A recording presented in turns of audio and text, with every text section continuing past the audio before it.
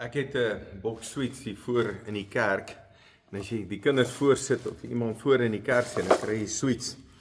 Wat ek baie keer oplet, as ek die boks sweets so vir hulle hou, dan kies hulle. Dan kan hulle kies en sê ek vat net een. Enigeen, maar dan is nou nie seker wat jy om te vat nie.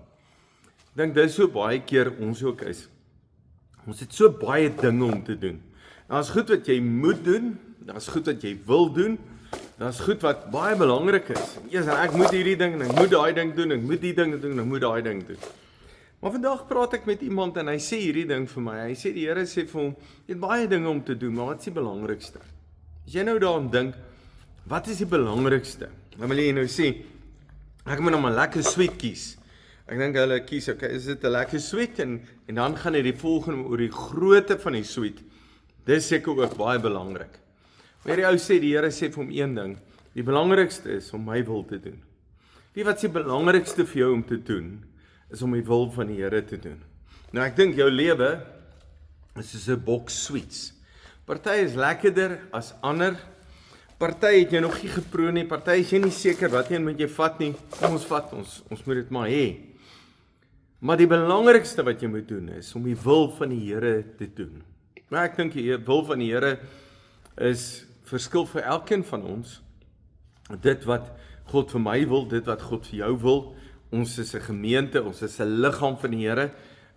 Die doel van 'n hand is anders as die doel van 'n voet of die oog en die oor en die kop of wat ook al dit mag wees, verskil.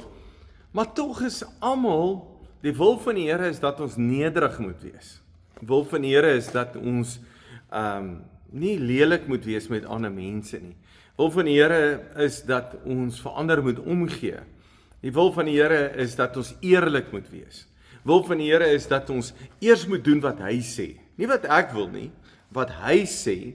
En dan sal hy al die ander goeders laat doen. Die Here weet, jy het 'n klomp goed wat jy moet doen is. Maar doen net eers wat ek wil, sê die Here. Ek dink vir die gemeente, vir hierdie organisasie as kerk, is daar ook 'n wil. Wat wil God vir ons gemeente? Dan kan ons baie goed doen, maar wat moet ons eers doen? Dit is die belangrike ding. Wat moet ons eers doen? Ons moet doen dit wat die Here wil. En raai wat wil God? Hy wil dat ons vir ander omgee. Hy wil hê dat ons nie net aan onsself sal dink nie, maar aan ander sal dink. Want jy moet weet, God werk deur jou.